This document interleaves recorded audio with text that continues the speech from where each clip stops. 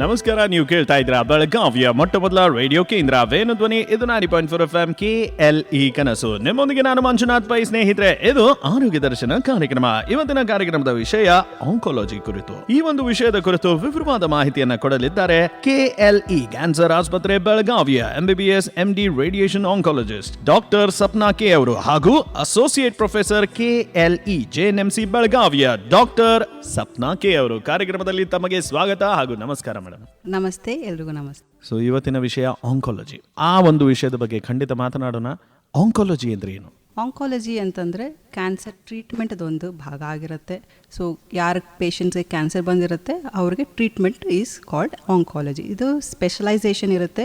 ಇದು ರುಟೀನ್ ಅಂದರೆ normal surgery ಅಥವಾ ಮೆಡಿಸಿನ್ ಇದಕ್ಕಿಂತ ತುಂಬ ಹೆಚ್ಚಿಗಿನ ಸ್ಪೆಷಾಲಿಟಿ ಇರುತ್ತೆ. ಸೊ ಸ್ಪೆಷಾಲಿಟಿ ಆಂಕಾಲಜಿ ಇರುತ್ತೆ ಇದು. ಸೊ ಆಂಕಾಲಜಿಯಲ್ಲಿ 3 ವಿಧಾನ ಇರುತ್ತೆ. ಅಂದರೆ ಟ್ರೀಟ್ಮೆಂಟ್ ಅಂದರೆ ಅದರಲ್ಲಿ ರೇಡಿಯೇಷನ್ ಆಂಕಾಲಜಿ ಅಂತ ಇರುತ್ತೆ, surgical oncology and medical oncology. So ಇದು 3 ಪ್ರಕಾರದ ಟ್ರೀಟ್ಮೆಂಟ್ ಇರ್ತವೆ. ಮೆಡಿಕಲ್ ಆಂಕಾಲಜಿ ಅಂದರೆ ಕೀಮೋಥೆರಪಿ ಕೊಡ್ತಾರೆ. ಸರ್ಜಿಕಲ್ ಆಂಕಾಲಜಿ ಅಂತಂದ್ರೆ ಸರ್ಜರಿ ಮಾಡಿ ಟ್ಯೂಮರ್ನ ತೆಗೆಯೋದಿರುತ್ತೆ. ರೇಡಿಯೇಷನ್ ಆಂಕಾಲಜಿ ಅಂತಂದ್ರೆ ಹೈ ಎನರ್ಜಿ ಎಕ್ಸ್ರೇಸ್ ಇಂದ ಟ್ರೀಟ್ಮೆಂಟ್ ಮಾಡಿ ಸೊ ಟ್ಯೂಮರ್ ಏನಿರುತ್ತೆ ಅದನ್ನ ಕರಗಿಸ್ತೀವಿ. ಸೊ ಇದು 3 ಪ್ರಕಾರದ ಟ್ರೀಟ್ಮೆಂಟ್.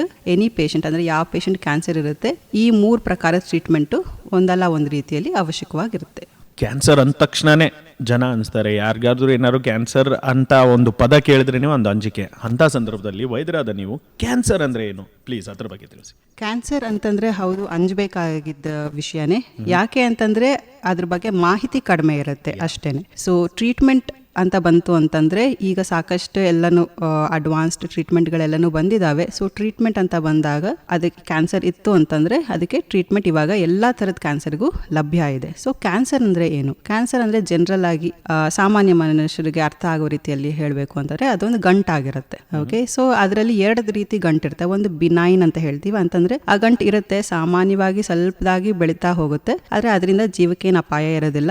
ಯೂಶಲಿ ಅದನ್ನು ಆಪರೇಷನ್ ಮಾಡಿ ತೆಗೆದುಬಿಟ್ರೆ ಮುಗ್ದೋಗುತ್ತೆ. ಸೊ ಈ ಕ್ಯಾನ್ಸರ್ ಅನ್ನೋ ಗಂಟು ಏನಿರುತ್ತೆ ಅದು ಬೆಳೀತಾ ಹೋಗುತ್ತೆ. ಸೊ ಟ್ರೀಟ್ಮೆಂಟ್ ಮಾಡಲಿಲ್ಲ ಅಂತಂದ್ರೆ ಖಂಡಿತವಾಗ್ಲೂ ಬೆಳೆಯುತ್ತೆ. ಸೊ ಈ ಕ್ಯಾನ್ಸರ್ ಅನ್ನೋ ಗಂಟು ಏನಿರುತ್ತೆ ಒಂದು ಹೋಗಿ ಒಂದು ಸೆಲ್ ಅಥವಾ ಒಂದು ಕಣ ಏನಿರುತ್ತೆ ಅದು 2 ಆಗುತ್ತೆ, 2ರಿಂದ 4 ಆಗುತ್ತೆ, 4ರಿಂದ 8 ಆಗುತ್ತೆ. ಸೊ ಏನಾಗುತ್ತೆ ಅಂತಂದ್ರೆ ನಮಗೆ ಗೊತ್ತಿಲ್ಲದೇನೆ ಅದು ಬೆಳೀತಾ ಕಂಟಿನ್ಯೂಸ್ ಆಗಿ ಬೆಳೀತಾ ಹೋಗುತ್ತೆ. ಸೊ ಡಬ್ಲಿಂಗ್ ಅಂತ ಹೇಳ್ತೀವಿ. ಸೊ 2ರಿಂದ 4, 4ರಿಂದ 8, 8ರಿಂದ 16. ಸೊ ಬೇಗ ಬೆಳೀತಾ ಹೋಗುತ್ತೆ. ಸೊ ಇದನ್ನ ತಡೆಗಟ್ಟಬೇಕಾಗತ್ತೆ. ಇದು malignant tumours. So usually cancer ಅಂತಂದ್ರೆ ನಾವು ಈ ಮ್ಯಾಲಿಗ್ನೆಂಟ್ ಟ್ಯೂಮರ್ಸ್ ಅಂತ ಏನು ಹೇಳ್ತೀವಿ, 1ರಿಂದ 2, 2ರಿಂದ 4, 4ರಿಂದ 6, 8 ಈ ರೀತಿ ಬೆಳೀತಾ ಹೋಗೋದು ಮ್ಯಾಲಿಗ್ನೆಂಟ್ ಟ್ಯೂಮರ್ಸ್ ಇರುತ್ತೆ. ಇದನ್ನ ಜನರಲ್ ಆಗಿ ಕ್ಯಾನ್ಸರ್ ಅಂತ ಹೇಳ್ತೀವಿ. ಯೂಶಲಿ ಏನಾಗುತ್ತೆ, ಜನರಲಿ ಕ್ಯಾನ್ಸರ್ ಇತ್ತು ಅಂತಂದ್ರೆ ನೋವು ಇರಲೇಬೇಕು ಅಂತ ಹೇಳಿ ಇರ್ತವೆ. ಸೊ ಜನ ಏನಾಗ್ತಾರೆ, ನೋವಿದ್ರೆ ಮಾತ್ರ ತೋರಿಸ್ಕೊಳಕ್ ಬರ್ತಾರೆ. ಸೊ ಮೆನಿ ಟೈಮ್ಸ್ ಅಂದ್ರೆ 90%, 90% ಭಾಗದಲ್ಲಿ ನೋವೇ ಇಲ್ಲದೆ ಇರೋವಂಥ ಕ್ಯಾನ್ಸರ್ಸ್ ಇರ್ತವೆ. ಸೊ ಯೂಶಲಿ ಅರ್ಲಿ ಸ್ಟೇಜ್ ಅಂದರೆ 1, 2, 3, 4 ಹಂತಗಳು ಇರ್ತವೆ ಯೂಶಲಿ ಕ್ಯಾನ್ಸರಲ್ಲಿ. ಮೊದಲನೇ ಹಂತ, 2ನೇ ಹಂತದಲ್ಲಿ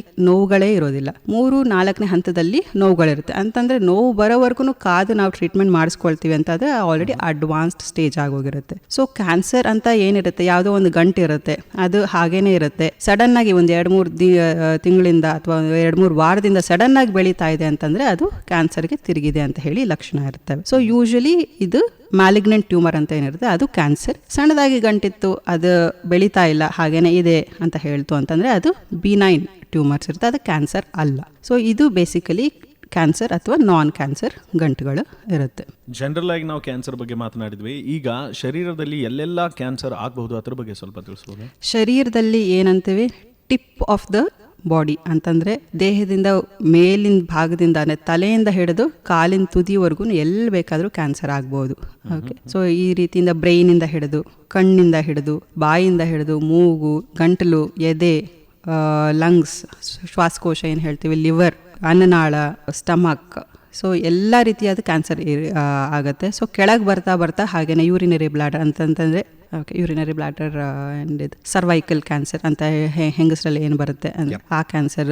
ಸೊ ಈ ಕ್ಯಾನ್ಸರ್ಗಳೆಲ್ಲನೂ ಇರ್ತವೆ. ಕೆಳಗೆ ಬಂತು ಅಂತಂದರೆ ಸಾರ್ಕೋಮಾಸ್ ಅಂತ ಹೇಳಿ, ಸೊ ಮಸಲ್ ಟ್ಯೂಮರ್ಸ್, ಸೊ ಇದನ್ನು ಎಲ್ಲನೂ ಇರ್ತವೆ. ಬೋನ್ ಟ್ಯೂಮರ್ಸ್, ಮೂಳೆದು ಕ್ಯಾನ್ಸರ್, ಸೊ ಇಲ್ಲಿಂದ ಇಲ್ಲಿವರೆಗೂ ಇರುತ್ತೆ. ಇಷ್ಟಲ್ಲದೆ ಬ್ಲಡ್ ಕ್ಯಾನ್ಸರ್ ಅಂತ ಇರುತ್ತೆ, ಅದು separate. So blood cancer and solid cancers ಅಂತ. ಸಾಲಿಡ್ ಅಂತಂದರೆ ಈ ಆರ್ಗನ್ಸ್ ಅಂತಂದರೆ ಈ ರೀತಿ ಲಿವರ್, ಲಂಗ್ಸು, ಈ ರೀತಿ ಕ್ಯಾನ್ಸರ್ಸ್ ಎಲ್ಲನೂ ಸಾಲಿಡ್ ಟ್ಯೂಮರ್ಸ್. ಲಿಕ್ವಿಡ್ ಟ್ಯೂಮರ್ಸ್ ಅಂತಂದರೆ ಯೂಶಲಿ ಬ್ಲಡ್ ಕ್ಯಾನ್ಸರ್ ಕ್ಯಾನ್ಸರ್ ಇರುತ್ತೆ, ಅದು ಸಪ್ರೇಟ್ ಆಗಿ ಅದ್ರ ವಿಚಾರನೇ ಬೇರೆ ಇರುತ್ತೆ, ಅದ್ರ ಟ್ರೀಟ್ಮೆಂಟ್ಗಳೇ ಬೇರೆ ಇರುತ್ತೆ. ಸೊ ಯೂಶಲಿ ಸಾಲಿಡ್ ಟ್ಯೂಮರ್ಸ್ ಅಂತಂದ್ರೆ ದೋಸ್ ಆರ್ ಮೋರ್ ಕಾಮನ್. ಅಂತಂದ್ರೆ ಒಂದು 90% of the patients will have solid tumours, 10% will have 10 to 15 will be liquid tumours, ಅಂದರೆ ಬ್ಲಡ್ ಕ್ಯಾನ್ಸರ್ ಇರುತ್ತೆ. ಸೊ ದೇಹದ ಯಾವ ಭಾಗದಿಂದನಾದರೂ ಕ್ಯಾನ್ಸರ್ ಆಗ್ಬೋದು. ಒಂದೇ ಒಂದು ಭಾಗ ಎಲ್ಲಿ ಕ್ಯಾನ್ಸರ್ ಇದುವರೆಗೂ ಕಂಡಿಲ್ಲ, ಅಂದರೆ ಮ್ಯಾಲಿಗ್ನೆಂಟ್ ಟ್ಯೂಮರ್ ಎಲ್ಲಿ ಕಂಡಿಲ್ಲ ಅಂತಂದರೆ ಹಾರ್ಟಲ್ಲಿ ಸ್ವಲ್ಪ ಕ್ಯಾನ್ಸರ್ಸ್ ಬರೋದು ಭಾಳನೇ ಕಡಿಮೆ, ಬಂದ್ರೂ ಅದು ಬಿನೈನ್ ಟ್ಯೂಮರ್ ಅಂತ ಇರುತ್ತೆ. So heart is the only reason where there is no cancer. ಸ್ನೇಹಿತರೆ, ನೀವು ಕೇಳ್ತಾ ಇದ್ದೀರಾ ಆರೋಗ್ಯ ದರ್ಶನ ಕಾರ್ಯಕ್ರಮ. ಇವತ್ತಿನ ಆರೋಗ್ಯ ದರ್ಶನ ಕಾರ್ಯಕ್ರಮದ ವಿಷಯ ಆಂಕಾಲಜಿ. ಈ ಒಂದು ವಿಷಯದ ಕುರಿತು ವಿವರವಾದ ಮಾಹಿತಿಯನ್ನು ಕೊಡ್ತಾ ಇದ್ದಾರೆ KLE ಕ್ಯಾನ್ಸರ್ ಹಾಸ್ಪಿಟಲ್ ಬೆಳಗಾವಿಯ MBBS MD ರೇಡಿಯೇಷನ್ ಆಂಕಾಲಜಿ ಹಾಗೂ ಅಸೋಸಿಯೇಟ್ ಪ್ರೊಫೆಸರ್ KLE JNMC ಬೆಳಗಾವಿಯ ಡಾಕ್ಟರ್ ಸಪ್ನಾ ಕೆ ಅವರು. ಕ್ಯಾನ್ಸರ್ ಬಗ್ಗೆ, ಪ್ರಕಾರದ ಬಗ್ಗೆ ನಾವು ಮಾತನಾಡಿದ್ವಿ. ಈಗ ಕ್ಯಾನ್ಸರ್ ಆಗಲು ಕಾರಣವೇನು? ಕ್ಯಾನ್ಸರ್ ಆಗಲು ಕಾರಣ ಅಂತಂದರೆ ಈ ಒಂದು 100% ತಗೊಂತು ಅಂತಂದರೆ ಅದರಲ್ಲಿ ಆಲ್ಮೋಸ್ಟ್ ಒಂದು 75%ಗೆ ಕ್ಯಾನ್ಸರ್ ಯಾಕೆ ಆಗ್ತಾ ಇದೆ ಅಂತ ಮಾಹಿತಿನೇ ಇರಲ್ಲ. ಇದು ಇಡಿಯೋಪತಿಕ್. ಬಟ್ 25% ಏನಿರುತ್ತೆ ಅಂತಂದರೆ ಅದು ನಾವೇ ಮಾಡ್ಕೊಂಡಿರೋದು, ಅಂತಂದರೆ ಹ್ಯಾಬಿಟ್ಸ್. ಸೊ ದುರಭ್ಯಾಸಗಳು ಏನೇನಿರ್ತವೋ ಅದರಿಂದ ಆಗುತ್ತೆ, ಲೈಫ್ ಸ್ಟೈಲ್ ಚೇಂಜಸ್. ಸೊ ಇದರಿಂದ ಎಲ್ಲ ಕ್ಯಾನ್ಸರ್ ಬರೋ ಚಾನ್ಸಸ್ ಇರುತ್ತೆ. So most of the patients, ಇದರಲ್ಲಿ 75% ಪೇಷಂಟಲ್ಲಿ ನಮ್ಗೆ ಏನು ಗೊತ್ತಿಲ್ಲ, ಇದೆಲ್ಲನೂ DNA ಅಥವಾ ಜೆನೆಟಿಕ್ಸ್ ಅಥವಾ ಮಾಲಿಕ್ಯುಲಾರ್ ಟೈಪ್ ಅಂತಂದ್ರೆ ಏನಿರುತ್ತೆ, ನಮ್ದು DNA ಅಂತ ಏನು ಹೇಳ್ತೀವಿ, ಕಣಗಳಲ್ಲಿ ಏನಿರುತ್ತೆ ಅದರಿಂದ ಬರುತ್ತೆ. ಸೊ ಯಾವ ರೀತಿಯಿಂದ ಬಂದಿದೆ ಅಂತ ಹೇಳಕ್ ಬರಲ್ಲ. ಸೊ ಅದನ್ನ ನಾವು ಮಾಡಿಫೈ ಮಾಡ್ಕೊಳ್ಳೋದಕ್ಕೂ ಆಗಲ್ಲ, ಅಂದ್ರೆ ಬದಲಾವಣೆ ಮಾಡ್ಕೊಳಕ್ ಸಾಧ್ಯ ಇಲ್ಲ. ಸೊ ಎಲ್ಲಿ ಬದಲಾವಣೆ ಮಾಡ್ಕೊಳ್ಬಹುದು ಅಂತಂದ್ರೆ ಈ 25% ಅಲ್ಲಿ ಏನಿದೆ ನಮ್ದು ಹ್ಯಾಬಿಟ್ಸ್ ಏನಿದಾವೆ ಅದನ್ನ ಚೇಂಜ್ ಮಾಡ್ಕೊಳ್ಬೇಕಾಗುತ್ತೆ. ಸೊ ಯಾವ ಕಾರಣದಿಂದ ಕ್ಯಾನ್ಸರ್ ಬರ್ತಿದೆ? ಮೊದಲನೇದು ನಮ್ಮ ದೇಶದಲ್ಲಿ, ಭಾರತದಲ್ಲಿ ಏನಿದೆ ಅಂತಂದ್ರೆ oral cancers are more common, ಅಂದ್ರೆ ಬಾಯಿ ಕ್ಯಾನ್ಸರ್ಗಳು ಜಾಸ್ತಿ ಇದಾವೆ. ಸೊ ಏನಕ್ಕೆ ಬರ್ತಿದೆ ಅಂತಂದ್ರೆ ಟೊಬ್ಯಾಕೋ ಚೂವಿಂಗ್, ಅಂತಂದ್ರೆ ತಂಬಾಕು ಸೇವನೆ. ಸೊ ನಮ್ದು ಸ್ಪೆಸಿಫಿಕ್ ಆಗಿ ಯಾಕೆ ಬಾಯಿ ಕ್ಯಾನ್ಸರ್ ಜಾಸ್ತಿ ಇದೆ ಅಂತಂದ್ರೆ ತಂಬಾಕು ಅಲ್ಲಿ ಈ ಚ್ಯೂವಬಲ್ ತಂಬಾಕು ಅಂತಂದ್ರೆ ಅಗದು ಜಗದು ತಿನ್ನುವಂತ ಕ್ಯಾನ್ಸರ್ ತಂಬಾಕು ಏನಿದೆ ಅದು ಜಾಸ್ತಿ ಉಪಯೋಗದಲ್ಲಿದೆ. ಸೊ ಅದರಿಂದ ಓರಲ್ ಕ್ಯಾನ್ಸರ್ಸ್ ಅಂದ್ರೆ ಬಾಯಿ ಕ್ಯಾನ್ಸರ್ ಜಾಸ್ತಿ ಇದಾವೆ. ಸೊ ತಂಬಾಕುದೇ ಡಿಫ್ರೆಂಟ್ ಫಾರ್ಮ್ ಅಂತಂದ್ರೆ ಸ್ಮೋಕಿಂಗ್. ಸೊ ಇದು ಬೀಡಿ ಆಗಿರ್ಬೋದು, ಸಿಗರೇಟ್ ಆಗಿರ್ಬೋದು, ಈ ಧೂಮ್ರಪಾನ ಏನಿದೆ ಇದರಿಂದ ಬಾಯಿ ಕ್ಯಾನ್ಸರ್ ಪ್ಲಸ್ ಗಂಟಲ್ ಕ್ಯಾನ್ಸರ್ ಪ್ಲಸ್ ಅನ್ನನಾಳದ ಕ್ಯಾನ್ಸರ್ ಮತ್ತೆ lung cancer, even stomach cancer. So ಈ ಎಲ್ಲ ಕ್ಯಾನ್ಸರ್ಗಳು ತಂಬಾಕು ಸೇವನೆಯಿಂದ ಬರುತ್ತೆ. ಸೊ ನಾವು ಇವಾಗ ಪೇಷಂಟ್ ಬಂತು ಕೇಳಿದಾಗ ಅವ್ರು ಆಲ್ರೆಡಿ ಒಂದು 30-20 ವರ್ಷದಿಂದ ಎಲ್ಲಾನು ತಂಬಾಕು ಸೇವನೆ ಮಾಡ್ತಿರ್ತಾರೆ, ಧೂಮ್ರಪಾನ ಮಾಡ್ತಿರ್ತಾರೆ. ಸೊ ಇದೆಲ್ಲಾನು ಡೆಫಿನೆಟ್ಲಿ ಡೈರೆಕ್ಟ್ ಲಿಂಕ್ ಓರಲ್ ಕ್ಯಾನ್ಸರ್ಗೆ. Plus upper aero digestive system ಅಂತಂದ್ರೆ ಏನು ಬಾಯಿಂದ ಹಿಡಿದು ಹೊಟ್ಟೆವರೆಗೂ ಏನು ಕ್ಯಾನ್ಸರ್ಸ್ ಇರ್ತವೆ ಇವೆಲ್ಲನೂ ಕಾರಣ ತಂಬಾಕು ಸೇವನೆ. ಅದು ಧೂಮ್ರಪಾನ ಆಗಿರ್ಬೋದು, ಇಲ್ಲ ಅಂತಂದ್ರೆ ಚ್ಯೂವಬಲ್ ಅಂದ್ರೆ ಅಗದು ಜಗದು ತಿನ್ನುವಂತ ತಂಬಾಕು ಆಗಿರ್ಬೋದು. ಸೊ ಇದರಿಂದ ಡೈರೆಕ್ಟ್ ಎಫೆಕ್ಟ್ ಅಂತೂ ಇರುತ್ತೆ. ಇಷ್ಟ ಅಲ್ಲದೆ even drinks, okay, occasional drinker ಆಗಿರ್ಬೋದು ಅಥವಾ ಅಂದರೆ ಸಾರಾಯಿ ಕುಡಿಯೋದು. ಸೊ ಇದರಿಂದನೂ ಎಲ್ಲಾನು ಬರ್ತವೆ. ಯೂಶಲಿ ಲಿವರ್ ಕ್ಯಾನ್ಸರ್ ಬರುತ್ತೆ, ಅನ್ನನಾಳದ ಕ್ಯಾನ್ಸರ್. ಸೊ ಇವೆಲ್ಲನೂ ಈವನ್ ಆಲ್ಕೋಹಾಲ್ ಕನ್ಸಂಪ್ಷನ್ ಅದೇ ಇದರಿಂದನೂ ಬರೋ ಸಾಧ್ಯತೆಗಳಿದಾವೆ. ಲೈಫ್ ಸ್ಟೈಲ್ ಚೇಂಜಸ್ ಯೂಶಲಿ ಏನಾಗುತ್ತೆ, ಸೋಂಬೇರ್ತನ ಜಾಸ್ತಿ, ಆಕ್ಟಿವ್ ಆಗಿಲ್ದೇ ಇರೋದು, ಎಕ್ಸರ್ಸೈಸ್ ಎಲ್ಲಾನು ಕಡಿಮೆ ಆಗಿರೋದು, ಈ ರೀತಿ ಏನೋ ಇದ್ದಾಗ ಏನಾಗುತ್ತವೆ ಅವಾಗ್ಲೂ ಕ್ಯಾನ್ಸರ್ ಬರುತ್ತೆ. ಯಾಕೆ ಈ ರೀತಿ ಇದ್ದಾಗ ಕ್ಯಾನ್ಸರ್ ಬರುತ್ತೆ ಅಂತಂದ್ರೆ ಯೂಶಲಿ ಏನೇ ಒಂದು ಕಣಗಳೇನಿರುತ್ತೆ ದಿನಾನು ರೆಪ್ಲಿಕೇಟ್ ಆಗ್ತಾ ಇರುತ್ತೆ, ಅಂದ್ರೆ ಇವತ್ತಿಂದ 2-4 ಆಗ್ತಾ ಇರುತ್ತೆ. ಅದು ರುಟೀನ್ ಆಗಿ. ಇವಾಗ ಏನೋ ಒಂದು ಗಾಯ ಆಗಿದೆ ಅಂತಂದ್ರೆ ಮಾಯಬೇಕು ಅಂತಂದ್ರೆ ನಮ್ಮ ಬಾಡಿಲಿ ಆ ಶಕ್ತಿ ಇರುತ್ತೆ, ಅದನ್ನ ಗಾಯ ಮಾಯಿಸೋದು. ಸೊ ಇದು ರಿಪೇರ್ ಅಂತ ಹೇಳ್ತೀವಿ. ಈ ರಿಪೇರ್ ಏನಾಗುತ್ತೆ, ಕ್ಯಾನ್ಸರ್ ಇದರಲ್ಲಿ ರಿಪೇರ್ ಸಿಸ್ಟಮ್ ಬ್ರೇಕ್ ಡೌನ್ ಆಗೋಗಿರುತ್ತೆ. ಸೊ ಆ ಕಣ ಏನಿತ್ತು ಅದು ರಾಂಗ್ ಆಗಿ ಏನಾಗಿತ್ತು ಅದು ರಿಪೇರ್ ಆಗೋದಿಲ್ಲ. ಆ ಅನ್ರಿಪೇರ್ಡ್ ಪಾರ್ಟ್ ಏನಿರುತ್ತೋ ಅದು ಬೆಳೀತಾ ಹೋಗುತ್ತೆ. ಸೊ ರೆಸ್ಟ್ರಿಕ್ಟೆಡ್ ಗ್ರೋತ್ ಇರೋದಿಲ್ಲ. ಅನ್ರೆಸ್ಟ್ರಿಕ್ಟೆಡ್ ಗ್ರೋತ್ ಯಾವಾಗ ಆಗುತ್ತೆ ಆವಾಗ ಕ್ಯಾನ್ಸರ್ಗೆ ಕನ್ವರ್ಟ್ ಆಗಿ ಅದು ಒಂದು ಹಂತದಿಂದ ಇನ್ನೊಂದು ಹಂತಕ್ಕೆ ಹೋಗುತ್ತೆ, ಟ್ರೀಟ್ಮೆಂಟ್ ಇಲ್ಲ ಅಂತಂದ್ರೆ.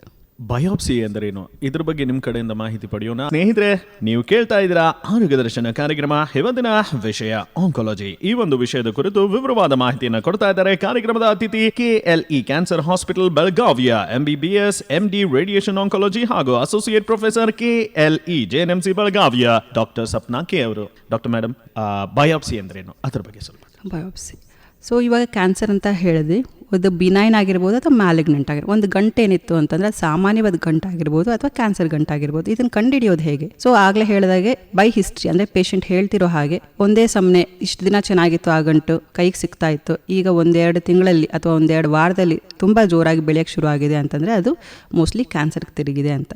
ಸೊ ಇದನ್ನು ಹೇಗೆ ಕಂಡುಹಿಡಿಯೋದು? ಸೊ ಬಯಾಪ್ಸಿ ಅಂತ ಹೇಳಿ ಮಾಡಿದ್ರೆ ಒಂದು ಸಣ್ಣ ಕಣಗ ಅದರಿಂದ ತೆಗೊಳ್ತಾರೆ, ಒಂದು ಟಿಶ್ಯೂ ಸ್ಯಾಂಪ್ಲಿಂಗ್ ಅಂತ ಹೇಳಿ ಮಾಡ್ತಾರೆ. ಸೊ ಆ ಬಯಾಪ್ಸಿ ನೀಡಲ್ ಸ್ಪೆಷಲೈಸ್ಡ್ ಇರುತ್ತೆ, ಅದು ಅದು ಆ ಗಂಟಿನೊಳಗೆ ಸೂಜಿ ಇದ್ದ ಹಾಗೆ ಚುಚ್ಚಿ ಅದರಿಂದ ಬಯೋಪ್ಸಿ ಅಂತ ಹೇಳಿ ಒಂದು ಟಿಶ್ಯೂ ಸ್ಯಾಂಪಲ್ ತೆಗಿತೀವಿ. ಸೊ ಅದರಿಂದ ಎಂಥ ಕ್ಯಾನ್ಸರ್ ಇದೆ, ಎಂಥ ಗ್ರೇಡ್ ಇದೆ, ಯಾವ ರೀತಿ ಕ್ಯಾನ್ಸರ್ ಇದೆ ಅಂತ ಹೇಳಿ ಗೊತ್ತಾಗುತ್ತೆ ಇನ್ಫಾರ್ಮೇಶನ್. ಈ ಇನ್ಫಾರ್ಮೇಶನ್ ನಮಗೆ ಯಾಕೆ ಬೇಕು ಅಂತಂದ್ರೆ ಮುಂದೆ ಟ್ರೀಟ್ಮೆಂಟ್ ಯಾವ ರೀತಿ ಮಾಡಬೇಕಾಗತ್ತೆ, ಎಂಥ ಗ್ರೇಡ್ ಇದೆ. ಸೊ ಪೇಷಂಟ್ಗೆ ಇನ್ಫಾರ್ಮೇಶನ್ ಕೊಡೋದಕ್ಕೂ ಬೇಕಾಗುತ್ತೆ, plus typing of the cancer ಯಾವ ಟೈಪ್ ಇದೆ ಅಂತ ಹೇಳಿದ್ರೆ ಅದು ಈ ಬಯೋಪ್ಸಿಯಿಂದ ಗೊತ್ತಾಗುತ್ತೆ. ಈಗ ಸಾಧಾರಣವಾಗಿ ಓರಲ್ ಟ್ಯೂಮರ್ಸ್ ಅಂತಂದ್ರೆ ಬಾಯಿ ಕ್ಯಾನ್ಸರ್ ಅಲ್ಲಿ ಏನಿರುತ್ತೆ, ಯೂಶಲಿ ಗಂಟಿಲ್ದೆ ಇರಬಹುದು, ಅಲ್ಸರ್ ಅಂತ ಇರುತ್ತೆ. ನಾನ್ ಹೀಲಿಂಗ್ ಅಲ್ಸರ್ ಅಂತಂದ್ರೆ ಅದು ಗುಣನೇ ಆಗ್ತಾ ಇಲ್ಲ, ಬಾಯಲ್ಲಿ ಒಂದು ಗಾಯ ಇದೆ ಅದು ಗುಣನೇ ಆಗ್ತಿಲ್ಲ, ದೊಡ್ಡದಾಗ ಆಗ್ತಾ ಇದೆ, ಪ್ಲಸ್ ಬ್ಲೀಡಿಂಗು ಆಗ್ತಿದೆ, ಅಂದ್ರೆ ರಕ್ತ ಬರ್ತಿದೆ. ಸೊ ಇಂಥದಕ್ಕೆ ಬಯೋಪ್ಸಿ ಅಂತ ಹೇಳಿ ಮಾಡ್ತಾರೆ. ಅವಾಗ ಎಂಥ ಯಾವ ರೀತಿ ಕ್ಯಾನ್ಸರ್ ಅಂತ ಹೇಳಿ ಗೊತ್ತಾಗುತ್ತೆ. ಯೂಶಲಿ ಬಾಯಲ್ಲಿ ಕ್ಯಾನ್ಸರ್ ಇದ್ದಾಗ ಸ್ಕ್ವಾಮಸ್ ಸೆಲ್ ಕಾರ್ಸಿನೋಮಾ ಅಂತ ಹೇಳಿ ಇರುತ್ತೆ, ದಟ್ ಇಸ್ ವೆರಿ ಕಾಮನ್.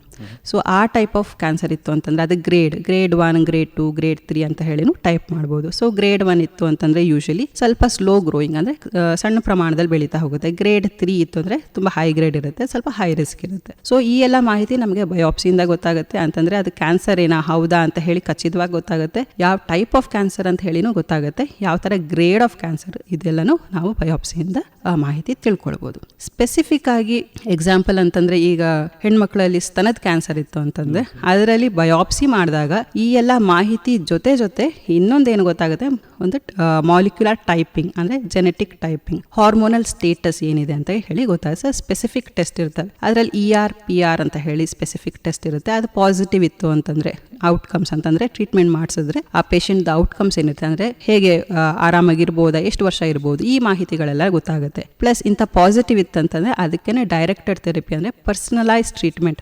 ಈ ಅಂಶ ಪಾಸಿಟಿವ್ ಇದೆಯಾ, ಸೊ ಇದಕ್ಕೆ ನಾವು ಈ ರೀತಿ ಟ್ಯಾಬ್ಲೆಟ್ಸ್ ಕೊಟ್ಟರೆ ಇನ್ನೂ ಚೆನ್ನಾಗಿ ವರ್ಕ್ ಆಗುತ್ತೆ. ಸೊ ಈ ಎಲ್ಲ ಮಾಹಿತಿ ಕೂಡ ಬಯೋಪ್ಸಿಯಿಂದ ಗೊತ್ತಾಗುತ್ತೆ. ಸೊ ಬರೀ ಇಂಥ ಕ್ಯಾನ್ಸರ್ ಅಂತ ಹೇಳಿ ಅಲ್ಲ, ಯಾವ ರೀತಿ ಟ್ರೀಟ್ಮೆಂಟ್ ಮಾಡ್ಬೋದು, ಯಾವ ರೀತಿ ಔಟ್ಕಮ್ಸ್ ಇದೆ ಅಂದ್ರೆ ಪ್ರೋಗ್ನೋಸಿಸ್ ಅಂತ ಏನು ಹೇಳ್ತೀವಿ, ಎಲ್ಲಾನು ಒಂದು ಬಯೋಪ್ಸಿಯಿಂದ ಗೊತ್ತಾಗುತ್ತೆ. ಜನರಲ್ ಆಗಿ ಪೇಷಂಟ್ ಏನಿರುತ್ತೆ ಬಯೋಪ್ಸಿಗೆ ಹೆದರ್ಕೊಂಡು ಬರೋದಿಲ್ಲ.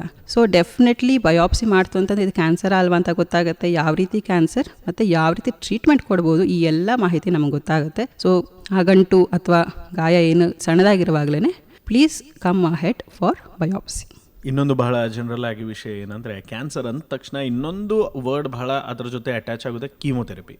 ವೈದ್ಯರಾದ ನೀವು ಏನು ಹೇಳಲಿಕ್ಕೆ ಇಷ್ಟಪಡ್ತೀರಾ, ವಾಟ್ ಈಸ್ ಕೀಮೋಥೆರಪಿ, ಈ ಚಿಕಿತ್ಸೆ ಏನು, ಅದರ ಬಗ್ಗೆ? ಓಕೆ, ಜನರಲ್ ಆಗಿ ಕ್ಯಾನ್ಸರ್ ಟ್ರೀಟ್ಮೆಂಟ್ ಅಂತಂತ ಬಂದಾಗ ಅದರಲ್ಲಿ 3 ಟೈಪ್ ಇರ್ತವೆ, ಆಗಲೇ ಹೇಳಿದ ಹಾಗೆ. ಸೊ ಸರ್ಜರಿ ಅಂದರೆ ಜನರಲ್ ಆಗಿ ಎಲ್ಲರಿಗೂ ಗೊತ್ತಿರುತ್ತೆ, ಬಟ್ ಇದು ಸ್ಪೆಸಿಫಿಕ್ ಸರ್ಜರಿ. ಸೊ ಈ ಥರ ಕ್ಯಾನ್ಸರ್ ಇದೆ ಅಂತಂದರೆ ಅದಕ್ಕೆ ಸ್ಪೆಸಿಫಿಕ್ ಟೈಪ್ ಆಫ್ ಸರ್ಜರಿ ಇರ್ತವೆ. ಇಷ್ಟೇ ಮಾರ್ಜಿನ್ಸ್ ತೊಗೊಳ್ಬೇಕು, ಒಂದು ಗಂಟು 1 ಸೆಂಟಿಮೀಟರ್ ಇಂದ 1 ಸೆಂಟಿಮೀಟರ್ ಇದ್ದರೆ ಸೊ ಅದಕ್ಕೆ ಯಾವ ರೀತಿ ಟ್ರೀಟ್ಮೆಂಟ್ ಮಾಡಬೇಕು, ಅದಕ್ಕೆ ಲಿಂಫ್ ನೋಟ್ಸ್ ಅಂತ ಹೇಳಿ ಇರುತ್ತೆ, ಅದಕ್ಕೆ ಡಿಸೆಕ್ಷನ್ ಮಾಡಬೇಕಾ ಬೇಡವಾ, ಸೊ ಈ ಎಲ್ಲ ಮಾಹಿತಿ. ಸೊ ಬರೀ ಸರ್ಜರಿ, ಬರೀ ಗಂಟು ತೆಗೆಯೋದಲ್ಲ, ಅದು ಸರ್ಜಿಕಲ್ ಪ್ರಿನ್ಸಿಪಲ್ಸ್ ಎಲ್ಲನೂ ಅಪ್ಲೈ ಮಾಡಿ ಮಾಡೋದಿರುತ್ತೆ. ಸೊ ಯೂಶಲಿ ಕ್ಯಾನ್ಸರ್ ಅಂತ ಅಂದಾಗ ಸರ್ಜಿಕಲ್ ಆಂಕಾಲಜಿಸ್ಟ್ ರಿವ್ಯೂ ಮಾಡಿದ್ರೆ ಚೆನ್ನಾಗಿರುತ್ತೆ. ಸೊ ಅದೇ ರೀತಿ ಇನ್ನೊಂದು ಟೈಪ್ ಅಂತಂದ್ರೆ ಕೀಮೋಥೆರಪಿ. ಸೊ ಕೀಮೋಥೆರಪಿಯಲ್ಲಿ ಏನಿರ್ತವೆ ಅಂದ್ರೆ ಇಂಜೆಕ್ಷನ್ಸ್. ಕೀಮೋಥೆರಪಿ ಅಂತಂದ್ರೆ ಅದು ಅಗೇನ್ ಸಲೈನ್ ಅಲ್ಲಿ ಹಾಕೋ ಇಂಜೆಕ್ಷನ್ಸ್ ಇರ್ತವೆ. ಅದು ಸ್ಪೆಸಿಫಿಕ್ ಆಗಿ ಕ್ಯಾನ್ಸರ್ ಸೆಲ್ಸ್ನ ಅದು ಸಾಯಿಸುತ್ತೆ. ಸೊ ಈ ರೀತಿಯಾಗಿ ಕೀಮೋಥೆರಪಿ ವರ್ಕ್ ಮಾಡುತ್ತೆ. ಆದರೆ ಈಗ ಜನರಲ್ ಆಗಿ ಕೀಮೋಥೆರಪಿ ಏನಿರುತ್ತೆ ಅದು ಕ್ಯಾನ್ಸರ್ ಸೆಲ್ಸ್ನೂ ಸಾಯಿಸುತ್ತೆ, ಪ್ಲಸ್ ನಾರ್ಮಲ್ ಸೆಲ್ಸ್ನು ಸಾಯಿಸುತ್ತೆ. ಸೊ ಅವಾಗ ಏನಾಗುತ್ತೆ, ಸ್ವಲ್ಪ ಸೈಡ್ ಎಫೆಕ್ಟ್ಸ್ ಎಲ್ಲನೂ ಜಾಸ್ತಿ ಇರುತ್ತೆ, ಹೇರ್ ಫಾಲ್ ಏನಿರುತ್ತೆ ಇದೆಲ್ಲನೂ ಇರುತ್ತವೆ. ಸೊ ಇದೆಲ್ಲ ಪಾರ್ಟ್ ಆಫ್ ಕೀಮೋಥೆರಪಿ. ಬಟ್ ಈಗ ನಾನು ಹೇಳಿದ ಹಾಗೆ ಪರ್ಸನಲೈಸ್ ಟ್ರೀಟ್ಮೆಂಟ್ ಅಂತ ಏನು ಹೇಳಿ ಬರ್ತಾ ಇದೆ. ಸೊ ಈ ಪೇಷಂಟ್ಗೆ ಈ ಟ್ರೀಟ್ಮೆಂಟ್ ಅವಶ್ಯಕತೆ ಇದೆಯಾ ಇಲ್ವಾ ಅಂತ ನೋಡಿಕೊಂಡು ಪರ್ಸನಲೈಸ್ ಆಗಿ ಆ ಪೇಷಂಟ್ ಯಾವ್ದು ಸೂಟ್ ಆಗುತ್ತೋ ಆ ರೀತಿ ಕೊಡೋ ರೀತಿಯಲ್ಲಿ ಟಾರ್ಗೆಟೆಡ್ ಥೆರಪೀಸ್ ಅಂತ ಏನೇ ಇರುತ್ತೆ ಅದನ್ನು ಇರ್ತವೆ. ಸೊ ಕೀಮೋಥೆರಪಿಲಿ ಬೇಸಿಕಲಿ ಕೀಮೋಥೆರಪಿಟಿಕ್ ಏಜೆಂಟ್ಸ್. ಸೊ ಇವಾಗ ಏನೋ ಒಂದು ಜ್ವರ ಬಂತು ಅಂತಂದ್ರೆ ಡೋಲೋ 650 ತಗೊಳ್ತೀವಿ, ಪ್ಯಾರಾಸಿಟಮಾಲ್ ತಗೊಳ್ತೀವಿ, ಆ ರೀತಿ. ಸೊ ಆ ಪ್ಯಾರಾಸಿಟಮಾಲ್ ಏನಿದೆ ಅದು ಆಕ್ಟಿವ್ ಇಂಗ್ರೀಡಿಯೆಂಟ್, ಅಂದ್ರೆ ಆ ಜ್ವರನ ಕಡಿಮೆ ಮಾಡುತ್ತೆ. ಅದೇ ರೀತಿ ಕ್ಯಾನ್ಸರ್ ಅಲ್ಲಿ ಕೀಮೋಥೆರಪಿಲಿ ಏನಿರುತ್ತೆ, ಒಂದು ಸ್ಪೆಸಿಫಿಕ್ ಡ್ರಗ್ ಇರುತ್ತೆ, ಅದು ಬಾಡಿ ಒಳಗೆ ಹೋದ್ಮೇಲೆ ಕ್ಯಾನ್ಸರ್ ಸೆಲ್ಸ್ ನ ಕಿಲ್ ಮಾಡುತ್ತೆ. ಈ ಸ್ಪೆಸಿಫಿಕ್ ಡ್ರಗ್ ನ ಹೇಗೆ ಕೊಡ್ತಾರೆ ಅಂದ್ರೆ ಯೂಶಲಿ ಸಲೈನ್ ಅಲ್ಲಿ ಹಾಕಿ ಕೊಡ್ತಾರೆ ಅಥವಾ ಡೈರೆಕ್ಟ್ ಇಂಜೆಕ್ಷನ್ಸ್ ಹಾಕಿ ಕೊಡ್ತಾರೆ. ಇದು ಸೈಕಲ್ಸ್ ಇರ್ತವೆ, 1 ಅಲ್ಲ 2 ಅಲ್ಲ 3 ಸೈಕಲ್ಸ್ ಇರ್ತವೆ. So depending on the tumour type ಅದು ಇಂಥ ಕೀಮೋಥೆರಪಿ ಇಂಥ ಸೈಕಲ್ಸ್ ಕೊಡಬೇಕು ಅಂತ ಹೇಳಿ ಇರುತ್ತೆ. ಸೊ ಸ್ಪೆಸಿಫಿಕ್ ಆಗಿ ನಾವು ಬ್ರೆಸ್ಟ್ ಕ್ಯಾನ್ಸರ್ ಅಂತ ಹೇಳಿ ಎಕ್ಸಾಂಪಲ್ ತಗೊಂಡು ಅಂತಂದರೆ ಆಪ್ರೇಷನ್ ಆದಮೇಲೆ ಕೀಮೋಥೆರಪಿ ಅವಶ್ಯಕತೆ ಇರುತ್ತೆ. Any tumour more than 1 centimetre, ಅಂದರೆ 1 ಸೆಂಟಿಮೀಟರ್ಗಿಂತ ಹೆಚ್ಚಿಗಿನ ಟ್ಯೂಮರ್ ಏನಿರುತ್ತೆ ಅವರೆಲ್ಲರಿಗೂ ಕೀಮೋಥೆರಪಿ ಅವಶ್ಯಕತೆ ಇರುತ್ತೆ. ಯೂಶಲಿ 6 ಸೈಕಲ್ಸ್ ಆಫ್ ಕೀಮೋಥೆರಪಿ ಇರ್ತವೆ. ಸೊ ಅದಾದಮೇಲೆ ರೇಡಿಯೇಷನ್ ಇರುತ್ತೆ. ಸೊ ಈ ರೀತಿ ಸ್ವಲ್ಪ ಟ್ರೀಟ್ಮೆಂಟ್ ಏನಿರುತ್ತೆ ಲಾಂಗ್ ಇರುತ್ತೆ, ಆ್ಯಂಡ್ ಸ್ವಲ್ಪ ಸೈಡ್ ಎಫೆಕ್ಟ್ಸ್ ಎಲ್ಲ ಏನಿರ್ತವೆ ಅದೆಲ್ಲನೂ ಇರುತ್ತೆ. But then once the treatment is ended side effects ಎಲ್ಲನೂ ಕಡಿಮೆ ಆಗುತ್ತೆ. ಸ್ನೇಹಿತರೆ, ನೀವು ಕೇಳ್ತಾ ಇದ್ದೀರಾ ಆರೋಗ್ಯ ದರ್ಶನ ಕಾರ್ಯಕ್ರಮ. ಇವತ್ತಿನ ಕಾರ್ಯಕ್ರಮದ ವಿಷಯ ಆನ್ಕೊಲಜಿ. ಈ ಒಂದು ವಿಷಯದ ಕುರಿತು ವಿವರವಾದ ಮಾಹಿತಿಯನ್ನು ಕೊಡ್ತಾ ಇದ್ದಾರೆ ಡಾಕ್ಟರ್ ಸಪ್ನಾ ಕೆ ಅವರು. ಡಾಕ್ಟರ್ ಮೇಡಮ್, ಈಗ ಕೀಮೋಥೆರಪಿ ಆಯಿತು, ರೇಡಿಯೇಷನ್ ಥೆರಪಿ ಅಂದ್ರೇನು, ಅದ್ರ ಬಗ್ಗೆ ಸ್ವಲ್ಪ ತಿಳಿಸಿ. ಸೊ ಆಗಲೇ ಹೇಳಿದಾಗೆ 3 ಟೈಪ್ ಟ್ರೀಟ್ಮೆಂಟ್ ಇರ್ತವೆ. ಅದರಲ್ಲಿ ರೇಡಿಯೇಷನ್ ಟ್ರೀಟ್ಮೆಂಟ್ನು ಒಂದಾಗಿರುತ್ತೆ. ಈಗ ಜನರಲ್ ಆಗಿ ಆಲ್ ಸಾಲಿಡ್ ಟ್ಯೂಮರ್ಸಲ್ಲಿ ಒಂದು 70% ಪೇಷಂಟ್ಸ್ಗೆ ಒಂದಲ್ಲ ಒಂದು ಸರ್ತಿ ರೇಡಿಯೇಷನ್ ಅವಶ್ಯಕತೆ ಇರುತ್ತೆ. ಸೊ ಈ ರೇಡಿಯೇಷನ್ ಟ್ರೀಟ್ಮೆಂಟ್ ಅಂತಂದರೆ ಏನು ಅಂತಂದರೆ ಹೈ ಎನರ್ಜಿ ಎಕ್ಸ್ರೇಸ್. ಯೂಶಲಿ ಜನರು ಎಲ್ಲನೂ ಎಕ್ಸ್ರೇಸ್ ಮಾಡ್ಕೊಂಡಿರ್ತಾರೆ, ಇಲ್ಲ CT ಸ್ಕ್ಯಾನ್ ಮಾಡಿಸ್ಕೊಂಡಿರ್ತಾರೆ. ಸೊ ಅದೇ ರೀತಿ ಅದರಲ್ಲಿ ಸ್ವಲ್ಪ ಲೋ ಎನರ್ಜಿ ಎಕ್ಸ್ರೇಸ್ ಇರುತ್ತೆ, ಇದು ಸ್ಪೆಸಿಫಿಕಲಿ ಹೈ ಎನರ್ಜಿ ಎಕ್ಸ್ರೇಸ್ ಇರುತ್ತೆ. ಸೊ ಈ ಎಕ್ಸ್ರೇಸ್ ಕೊಡೋದ್ರಿಂದ ಡೈರೆಕ್ಟ್ ಆಗಿ ಟ್ಯೂಮರ್ಗೆನೆ ಡೈರೆಕ್ಟ್ ಮಾಡಿರುತ್ತೆ. ಸೊ ಆ ಗಂಟೆ ಏನಿರುತ್ತೆ ಟ್ಯೂಮರ್ ಗಂಟು ಅದು ಕರಗೋಗುತ್ತೆ. So it is kind of radiation ಅಂತಂದ್ರೆ ಇಲ್ಲಿ high energy x-rays is what we are talking. So ಅದು ಡೈರೆಕ್ಟ್ ಫೋಕಸ್ ಮಾಡಿ ಅಲ್ಲಿಗೆನೆ ರೇಡಿಯೇಷನ್ ಕೊಟ್ಟರೆ ಆ ಟ್ಯೂಮರ್ ಏನಿರುತ್ತೆ ಅದು ಕರ್ಗ್ ಹೋಗುತ್ತೆ. ಸೊ ಈ ರೀತಿಯಲ್ಲಿ ಇವಾಗ ಗಂಟ್ಲು ಕ್ಯಾನ್ಸರ್, ಮುಂಚೆ ಎಲ್ಲನೂ ಗಂಟ್ಲನ್ನೇ ಪೂರ್ತಿ ಗಂಟ್ಲು ತೆಗೆದು ಬಿಡ್ತಿದ್ರು. ಅವಾಗ ವಾಯ್ಸ್ ಬಾಕ್ಸ್ ಏನಿರುತ್ತೆ ಪ್ರಿಸರ್ವೇಷನ್ ಆಗ್ತಾ ಇರಲಿಲ್ಲ. ಸೊ ಇವಾಗ ಆರ್ಗನ್ ಪ್ರಿಸರ್ವೇಷನ್ ಅಂತ ಬಂದಿದೆ. ಏನಿದೆ ವಿತೌಟ್ ಸರ್ಜರಿ ನಾ ಆ ಆರ್ಗನ್ನ ಪ್ರಿಸರ್ವ್ ಮಾಡಿ, ಸೊ ಎಕ್ಸ್ರೇಸ್ ಅಂದರೆ ಈ ರೇಡಿಯೇಷನ್ ಇಂದ ಟ್ರೀಟ್ಮೆಂಟ್ ಮಾಡಿಸ್ಕೊಂತು ಅಂತಂದ್ರೆ ಆರ್ಗನ್ ಪ್ರಿಸರ್ವೇಷನ್ ಅಂದರೆ ಪೇಷಂಟ್ ಟ್ಯೂಮರ್ನು ಹೋಗುತ್ತೆ, ಪ್ಲಸ್ ಆರ್ಗನ್ ಪ್ರಿಸರ್ವೇಷನ್ ಅಂತಂದ್ರೆ ಪೇಷಂಟ್ ವಾಯ್ಸ್ ಕೂಡ ಸೇಮ್ ಇರುತ್ತೆ. ಸೊ ಹಿಂದಿನ ಕಾಲದಲ್ಲೆಲ್ಲ ಪೂರ್ತಿ ವಾಯ್ಸ್ ಬಾಕ್ಸ್ ತೆಗಿಬೇಕಾಗಿತ್ತು, ಅದು ಇವಾಗ ಸ್ಟ್ಯಾಂಡರ್ಡ್ ಆಫ್ ಕೇರ್ ಅಂತ ಏನು ಹೇಳ್ತೀವಿ ಅದಿಲ್ಲ. ಸೊ ರೇಡಿಯೇಷನ್ ಇಂದನೇ, ರೇಡಿಯೇಷನ್ ಕೀಮೋಥೆರಪಿ ಇಂದನೇ ಪೂರ್ತಿಯಾಗಿ ಗಂಟು ಕರಗಿಸಬಹುದು. ಆ್ಯಂಡ್ ಆಲ್ಸೋ ಪೇಷಂಟ್ ಬೆನಿಫಿಟ್ ಏನು ಅಂತಂದರೆ ವಾಯ್ಸ್ ಈಸ್ ಆಲ್ಸೋ ಪ್ರಿಸರ್ವ್ಡ್, ಅಂತಂದರೆ ಧ್ವನಿ ಹಾಗೇನೇ ಇರುತ್ತೆ, ಅದೆಲ್ಲ ತೆಗೆಯೋ ಹಾಗೆ ಇಲ್ಲ. ಬಹಳ ಮುಖ್ಯವಾಗಿ ನಾವು ಕೇಳ್ತೇವೆ ಕಿ ಕ್ಯಾನ್ಸರ್ ಇತ್ತೀಚಿನ ದಿನಗಳಲ್ಲಿ ಬಹಳ ಜಾಸ್ತಿ ಆಗಿದೆ. ಅದಕ್ಕೆ ಕಾರಣನೂ ಕೇಳೋಣ. ಅದಕ್ಕಿಂತ ಮುಂಚೆ ಕ್ಯಾನ್ಸರ್ ಬಂದರೆ ಪ್ರಾರಂಭಿಕ ಇನಿಷಿಯಲ್ ಸಿಂಪ್ಟಮ್ಸ್ ಏನಿರುತ್ತೆ ಅದ್ರ ಬಗ್ಗೆ ಸ್ವಲ್ಪ ತಿಳಿಸ್ತೀರಾ? ಓಕೆ. ಸೊ ಇನಿಷಿಯಲ್ ಸಿಂಪ್ಟಮ್ಸ್, ಯಾಕೆ ನಾವು ಈ ಇನಿಷಿಯಲ್ ಸಿಂಪ್ಟಮ್ಸ್ಗೆ ಇಷ್ಟೊಂದು ಒತ್ತು ಕೊಡ್ತಾ ಇದ್ದೀವಿ ಅಂತ ಹೇಳಿ. So usually stages of cancer ಇರುತ್ತೆ. Stage 1, stage 2, stage 3 and stage 4. Stage 1 and 2 early stage ಇರುತ್ತೆ, ಸ್ಟೇಜ್ 3 and 4 ಅಡ್ವಾನ್ಸ್ ಸ್ಟೇಜ್ ಇರುತ್ತೆ. ಸೊ ಸ್ಟೇಜ್ 1 ಕಂಡುಹಿಡಿಬೇಕು ಅಂತಂದ್ರೆ ನಾವು ಚಿಕ್ಕದಾಗಿರುವಾಗಲೇ ಕಂಡುಹಿಡಿಬೇಕು. ಸೊ ಯಾಕೆ ಅಂತಂದ್ರೆ ಔಟ್ಕಮ್ಸ್ ಅಂತಂದ್ರೆ ಟ್ರೀಟ್ಮೆಂಟ್ ಮಾಡಿದ್ಮೇಲೆ ಎಷ್ಟು ದಿನ ಪೇಷಂಟ್ ಆರಾಮಾಗಿ ಬದುಕ್ತಾರೆ, ಆರಾಮಾಗಿ ಕೆಲಸ ಮಾಡ್ಕೊಂಡಿರಕ್ಕೆ ಸಾಧ್ಯ ಅನ್ನೋದು ಅರ್ಲಿ ಸ್ಟೇಜ್ ಇತ್ತು ಅಂದ್ರೆ ಟ್ರೀಟ್ಮೆಂಟ್ ಕೂಡ ಫಲಕಾರಿಯಾಗಿ ಚೆನ್ನಾಗಾಗುತ್ತೆ. ಸೊ ಹೇಗೆ ಕಂಡುಹಿಡಿಯೋದು ಇದು ಅಂತಂದ್ರೆ ಚಿಕ್ಕದಾಗಿರುವಾಗಲೇ ಕಂಡುಹಿಡಿಬೇಕಾಗತ್ತೆ. ಸೊ ಹೇಗೆ ಕಂಡುಹಿಡಿಯೋದು, what are the signs and symptoms. So ಮುಂಚಿನವಾಗಿ ಹೇಳಿದಾಗೆ ಒಂದು ಸಣ್ಣದಾಗಿ ಒಂದು ಗಂಟಿರುತ್ತೆ, ಅದನ್ನ ಸುಮ್ಮನೆ ಅಸಡ್ಡೆ ಮಾಡದೆ ಏನಿದೆ ಅಂತ ಹೇಳಿ ತೋರಿಸ್ಕೊಳ್ಬೇಕಾಗತ್ತೆ. ಜನರಲಿ ಏನಾಗುತ್ತೆ, ಈ ಹೆಣ್ಮಕ್ಳಲ್ಲಿ ಯೂಶಲಿ ಬ್ರೆಸ್ಟ್ ಕ್ಯಾನ್ಸರ್ ಆ ರೀತಿ ಇತ್ತು ಅಂತಂದ್ರೆ ಒಂದು ಸಣ್ಣದಾಗಿ ಗಂಟಿದ್ರು ಇದೇನೋ ಸುಮ್ಮನೆ ಗಂಟು ಹೋಗ್ಬಿಡುತ್ತೆ ಅಂತ ಹೇಳಿ ಬಿಟ್ಬಿಡ್ತಾರೆ. ಸೊ ಆ ರೀತಿ ಮಾಡೋ ಹಾಗಿಲ್ಲ. ಸಣ್ಣದಾಗಿತ್ತು ಅಂತ ಗಂಟು ಅದು ಪ್ರಾಪರ್ ಆಗಿ ಡಾಕ್ಟರ್ಗೆ ಹೋಗಿ ತೋರಿಸ್ಬೇಕಾಗತ್ತೆ. ಸೊ ಇದು ಸಣ್ಣದಾಗಿ ಗಂಟಿರುತ್ತೆ, that is one symptom. Okay. ಆ ಗಂಟು ಏನಾಗುತ್ತೆ, ನೋವು ಬರೋವರೆಗೂ ವೇಟ್ ಮಾಡೋ ಹೋಗಿಲ್ಲ, ಗಂಟೆ ಕಂಡದಾಗಲೇ ಕೈಗೆ ಸಿಕ್ಕದಾಗಲೇ ಅದು ತೋರಿಸ್ಕೊಳ್ಬೇಕಾಗತ್ತೆ. ಅಥವಾ ಅಲ್ಸರ್, ನಾನ್ ಹೀಲಿಂಗ್ ಅಲ್ಸರ್, ಬಾಯಲ್ಲಿ ಅಲ್ಸರ್ ಇದೆ, ಅದು ಹೀಲ್ ಆಗ್ತಾ ಇಲ್ಲ ಅಂತಂದ್ರೆ ಒಣಗ್ತಾ ಇಲ್ಲ, ಗುಣ ಆಗ್ತಾ ಇಲ್ಲ, ಸೊ ಅದನ್ನ ತೋರಿಸ್ಕೊಳ್ಬೇಕಾಗತ್ತೆ. ಅಥವಾ ಕೆಮ್ಮಿದಾವೆ, ಕೆಮ್ಮಲ್ಲಿ ಕಫ ಬೀಳ್ತಿದೆ, ಅದ್ರ ಜೊತೆಗೆ ರಕ್ತನೂ ಬೀಳ್ತಿದೆ. ಸೊ ಈ ರೀತಿ ಎಲ್ಲ ಇತ್ತು ಅಂತಂದ್ರೆ ರಕ್ತನಾಳ, ಶ್ವಾಸಕೋಶದ ಕ್ಯಾನ್ಸರ್ ಇರ್ಬೋದು. ಊಟ ತಿನ್ನಕ್ ಆಗ್ತಿಲ್ಲ, ತಡೆಗಟ್ತಾ ಇದೆ, ಆ ರೀತಿ ಏನಾದ್ರೆ ಗಂಟ್ಲು ಕ್ಯಾನ್ಸರ್ ಇರುತ್ತೆ. ಇಲ್ಲ ಸಂಡಾಸ್ ಅಂದ್ರೆ ಟಾಯ್ಲೆಟ್ ಅಲ್ಲಿ ಬ್ಲೀಡಿಂಗ್ ಹೋಗ್ತಿದೆ, ಅಥವಾ ಬ್ಲ್ಯಾಕ್ ಸ್ಟೂಲ್ಸ್ ಅಂದ್ರೆ ಕಪ್ಪು ಸಂಡಾಸ್ ಹೋಗ್ತಿದೆ, ಈ ರೀತಿ ಎಲ್ಲ ಇತ್ತು ಅಂತಂದ್ರೆ these are the small symptoms of A. So ಏನೇ ಇದ್ರು ವಿಚ್ ಇಸ್ ಅಬ್ನಾರ್ಮಲ್ ಅದನ್ನ ವೈದ್ಯರಲ್ಲಿ ಹೋಗಿ ತೋರಿಸ್ಕೊಳ್ಬೇಕು. ಸೊ ಇದರಿಂದ ಬೇಗ ಕಂಡಿಡಿದು ಅದಕ್ಕೆ ಬೇಗ ಟ್ರೀಟ್ಮೆಂಟ್ ಕೊಡಕ್ಕೆ ಸಾಧ್ಯ ಇದೆ. ಈಗ ಆಂಕೊಲಜಿಸ್ಟ್ ಅಂದ್ರೆ ಯಾರು ಅಂತ ಕೇಳಿದೆ, ಅದರ ಬಗ್ಗೆ ಸ್ವಲ್ಪ. ಈಗಾಗಲೇ ಹೇಳಿದಾಗೆ ಆಂಕಾಲಜಿ ಅಂತಂದರೆ ಅದು ಸ್ಪೆಷಲೈಸೇಷನ್ ಕ್ಯಾನ್ಸರ್ ಟ್ರೀಟ್ ಮಾಡುವಂಥವ್ರು. ಸೊ ಯಾವ ಡಾಕ್ಟರು ಈ ಕ್ಯಾನ್ಸರ್ ಟ್ರೀಟ್ ಮಾಡೋದಕ್ಕೆ ಸ್ಪೆಷಲೈಸೇಷನ್ ಓದ್ಕೊಂಡಿರ್ತಾರೆ, ಸೊ ಅವರು ಆಂಕಾಲಜಿಸ್ಟ್ ಆಗಿರ್ತಾರೆ. ಈಗ ನಾನು ರೇಡಿಯೇಷನ್ ಆಂಕಾಲಜಿಸ್ಟ್ ಅಂತಂದರೆ ನಾನು MBBS ಮಾಡಿ ಆದಮೇಲೆ MD ರೇಡಿಯೇಷನ್ ಆಂಕಾಲಜಿ ಅಂತ ಹೇಳಿ ಮಾಡಿರ್ತೀನಿ. ಸೊ ನಾನು ಸ್ಪೆಸಿಫಿಕ್ ಆಗಿ ರೇಡಿಯೇಷನಿಂದ ಕ್ಯಾನ್ಸರ್ ಹೇಗೆ ಟ್ರೀಟ್ಮೆಂಟ್ ಮಾಡ್ಬೋದು ಅಂತ ಹೇಳಿ ಅದ್ರ ಬಗ್ಗೆ ಮಾಹಿತಿ ತಿಳ್ಕೊಂಡಿರ್ತೀನಿ. ಸೊ ನಾನು ರೇಡಿಯೇಷನ್ ಆಂಕಾಲಜಿಸ್ಟ್ ಆಗ್ತೀನಿ. ಸೊ ಅದೇ ರೀತಿ ಸರ್ಜಿಕಲ್ ಆಂಕಾಲಜಿಸ್ಟ್ ಅಂತಂದರೆ ಸರ್ಜರಿ ಮಾಡಿ ಅಂದರೆ ಸ್ಪೆಸಿಫಿಕ್ ಕ್ಯಾನ್ಸರ್ ಬಗ್ಗೆನೇ ಸರ್ಜರಿ ಎಲ್ಲನೂ ಓದ್ಕೊಂಡಿರ್ತಾರೆ. ಸೊ ಅವರು ಸರ್ಜಿಕಲ್ ಆಂಕಾಲಜಿಸ್ಟ್ ಆಗ್ತಾರೆ. So medical oncologist again chemotherapy, immunotherapy, targeted therapy ಇದ್ರ ಬಗ್ಗೆ ಎಲ್ಲ ಸಾಕಷ್ಟು ಮಾಹಿತಿ ಹೊಂದ್ಕೊಂಡು ಏನು ಅದನ್ನ ಪೇಷಂಟ್ಗೆ ಕೊಡೋ ರೀತಿಯಲ್ಲಿ ಇರ್ತಾರೆ, ಅವರು ಮೆಡಿಕಲ್ ಆಂಕಾಲಜಿಸ್ಟ್ ಆಗ್ತಾರೆ. ಸೊ ಜನರಲ್ ಆಗಿ ಈ 3 ಜನ ಆಂಕಾಲಜಿಸ್ಟ್ ಇರ್ತಾರೆ. ಇವರು ಅಡಲ್ಟ್ ಕ್ಯಾನ್ಸರ್ಸ್ ಅಂತಂದರೆ ದೊಡ್ಡವರ ಕ್ಯಾನ್ಸರ್ಸ್ಗೆ, ಯೂಶಲಿ 18 ಇಯರ್ಸ್ ಅಬವ್ ಕ್ಯಾನ್ಸರ್ಸ್ಗೆ ಇವರು. ಸೊ ಪೀಡಿಯಾಟ್ರಿಕ್ ಕ್ಯಾನ್ಸರ್ಸ್ ಅಂದರೆ ಮಕ್ಕಳಿಗೇನೆ ಸ್ವಲ್ಪ ಸ್ಪೆಷಲೈಸ್ಡ್ ತಜ್ಞರು ಇರ್ತಾರೆ, ಅವರು ಪೀಡಿಯಾಟ್ರಿಕ್ ಆಂಕಾಲಜಿಸ್ಟ್ ಇರ್ತಾರೆ. ಯೂಶಲಿ ಮಕ್ಕಳಲ್ಲಿ ಬ್ಲಡ್ ಕ್ಯಾನ್ಸರ್ಸ್ ಜಾಸ್ತಿ ಇರುತ್ತೆ, ಸಾಲಿಡ್ ಟ್ಯೂಮರ್ಸ್ ಅಂತಂದರೆ ಅವು ಕಡಿಮೆ ಇರ್ತವೆ. ಸೊ ಏನಾಗುತ್ತೆ, ಯೂಶಲಿ ಮಕ್ಕಳಲ್ಲಿ ಬರೋ ಕ್ಯಾನ್ಸರ್ಸ್ ಅವರು ಹೆಮಟಾಲಜಿಸ್ಟ್ ಅಂತಂದರೆ ಬ್ಲಡ್ ಕ್ಯಾನ್ಸರ್ನು ನೋಡೋರು ಅಥವಾ ಬ್ಲಡ್ ಡಿಸಾರ್ಡರ್ಸ್ನು ನೋಡೋರು ಇರ್ತಾರೆ. So paediatric, haematologist and oncologist ಇರ್ತಾರೆ. ಮೆಡಿಕಲ್ ಆಂಕಾಲಜಿ ಆ್ಯಂಡ್ ಹೆಮಟಾಲಜಿಸ್ಟ್ ಆಗಿರ್ತಾರೆ. So radiation oncologist, surgical oncologist. So ಈ 4 ಜನ usually these are called the oncologist. ಇನ್ನೂ ಸ್ವಲ್ಪ ಸ್ಪೆಷಲೈಸೇಷನ್ ಹೋಗಬೇಕು ಅಂತಂದರೆ ಸಪ್ರೇಟಾಗಿ ಬರೀ ಗೈನಕಾಲಜಿ ಆಂಕಾಲಜಿಸ್ಟ್ ಅಂತಂದರೆ ಹೆಣ್ಮಕ್ಳ ಸಮಸ್ಯೆ ಏನಿರುತ್ತೆ, ಸೊ ಇದನ್ನು ಸ್ಪೆಸಿಫಿಕ್ ಆಗಿ ಎಂಡೋಮೆಟ್ರಿಯಲ್ ಕ್ಯಾನ್ಸರ್, ಸರ್ವೈಕಲ್ ಕ್ಯಾನ್ಸರ್ ಇದನ್ನೆಲ್ಲ ನೋಡೋರೆ ಸ್ಪೆಷಲೈಸೇಷನ್ ಇರುತ್ತೆ. ಬರೀ ಬ್ರೆಸ್ಟ್ ಕ್ಯಾನ್ಸರ್ ನೋಡೋರೆ ಸ್ಪೆಷಲೈಸೇಷನ್ ಇರ್ತಾರೆ. But at the end of the day ಏನಿರುತ್ತೆ, ಅವರಿಗೆ ಕ್ಯಾನ್ಸರ್ ಬಗ್ಗೆ ಪೂರ್ಣ ಮಾಹಿತಿ ಇರುತ್ತೆ, ಅದನ್ನೇ ಅವರು ತಜ್ಞರಾಗಿ ಪ್ರಾಕ್ಟೀಸ್ ಮಾಡ್ಕೊಂಡು ಬಂದಿರ್ತಾರೆ. ಸೊ ಅಂಥವರು ಆಂಕಾಲಜಿಸ್ಟ್ ಆಗಿ ಕರ್ಸ್ಕೊಳ್ಬಿಡ್ತಾರೆ. ಮೇಡಮ್, ಬಹಳಷ್ಟು ಚಿಕಿತ್ಸೆಗಳ ಬಗ್ಗೆ ನಾವು ಮಾತನಾಡಿದ್ವಿ. ವಿತ್ ರೆಸ್ಪೆಕ್ಟ್ ಟು ಮಹಿಳೆಯರು ಸ್ತನ ಕ್ಯಾನ್ಸರ್ಗೆ ಯಾವ ಚಿಕಿತ್ಸೆಯನ್ನು ಕೊಡಲಾಗುತ್ತೆ ಅದರ ಬಗ್ಗೆ ಸ್ವಲ್ಪ ತಿಳಿಸ್ಬೋದಾ? ಓಕೆ, ಸ್ತನ ಕ್ಯಾನ್ಸರ್ ಏನಿದೆ ಅಂತ ಮುಂಚಿನ ಥರ ಇವಾಗದ ವಯಸ್ಸಾದ್ಮೇಲೆ ಬರೋ ಥರ ಕ್ಯಾನ್ಸರ್ ಇಲ್ಲ. ಈಗ ಲೈಫ್ ಸ್ಟೈಲ್ ಚೇಂಜಸ್ಸು ಇದೆಲ್ಲದರ ಮಧ್ಯೆ ಏನಾಗ್ತಿದೆ ಅಂತಂದರೆ ಈವನ್ 40 ಇಯರ್ಸ್ 35 ಇಯರ್ಸಿಂದನೂ ಬರೋ ಚಾನ್ಸಸ್ ಜಾಸ್ತಿ ಇದ್ದಾವೆ. ಸೊ ಹಾಗೇನೆ ಮುಂಚೆನೇ ಹೇಳಿದಾಗೆ ಸಣ್ಣ ಗಂಟು ಇದು ನನ್ನ ವಯಸ್ಸಲ್ಲಿ ಬರೋದಿಲ್ಲ ಅಂತ ಹೇಳಿ ಮಾಹಿತಿ ತಿಳ್ಕೊಳ್ಬೇಡ್ರಿ. ಯಾವುದೇ ಒಂದು ಸಣ್ಣ ಗಂಟಿದ್ರು ಅದು ತೋರಿಸ್ಕೊಳ್ಬೇಕಾಗತ್ತೆ. ಸೊ ಜನರಲ್ ಆಗಿ ಇದು ಸಣ್ಣ ಗಂಟಿಂದ ಸ್ಟಾರ್ಟ್ ಆಯಿತು ಅಂತಂದರೆ ಅದಕ್ಕೆ ಫಸ್ಟ್ ಯಾವ ಥರ ಗಂಟು ಅಂತ ಹೇಳಿ